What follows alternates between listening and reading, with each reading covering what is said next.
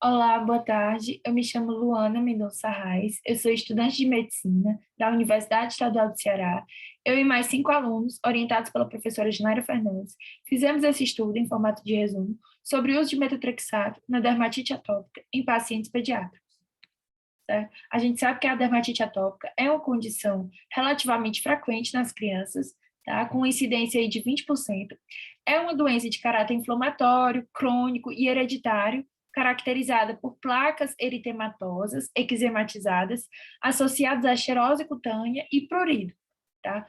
Nos casos mais graves de DA, o tratamento é feito com imunossupressores, tá? Como ciclosporina, azatioprina, metotrexato. O metotrexato, ele se destaca por seu baixo custo, sua eficácia, tá? Mas na literatura são relatadas reações adversas, como desconforto gastrointestinal, a hepatotoxicidade, supressão da medula óssea.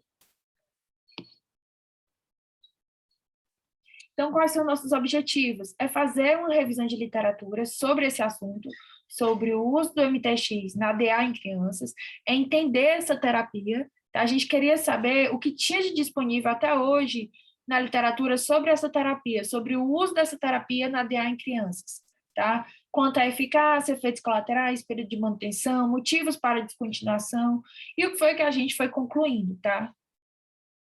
Os nossos métodos. A gente fez a revisão de bibliográfica, as bases de dados que a gente utilizou, os descritores, tá? A gente filtrou para os últimos 5 anos e para a população pediátrica, certo?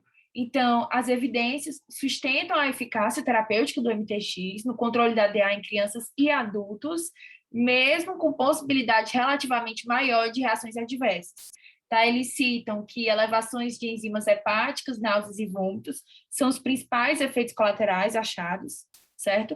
E que realmente se enfatiza essa falta de diretrizes no manejo de imunossupressores no tratamento da DA em crianças, especialmente quando se fala de MTX, tá? Então, o que é que a gente se discute? Que, ao ver esses efeitos colaterais surgindo nas crianças em uso do MTX, será que realmente a gente recomenda o MTX? Então, se contesta, sim, tá?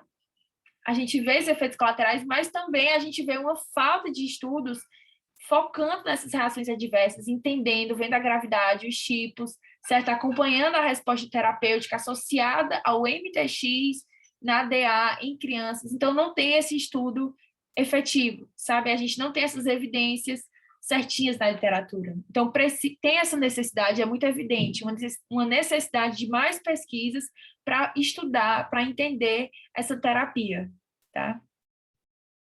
Então, essas são as nossas conclusões, tá? Que tem essa escassez de dados, tá? Que realmente é uma preocupação e que tem essa necessidade de desenvolver um parâmetro, certo? Que justifique o uso seguro do MTX na DA.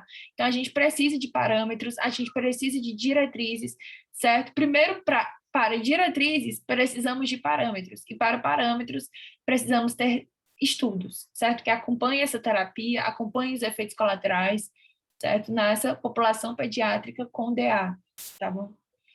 Então, foi isso. Muito obrigada pela atenção de todos vocês. Essas são as nossas referências.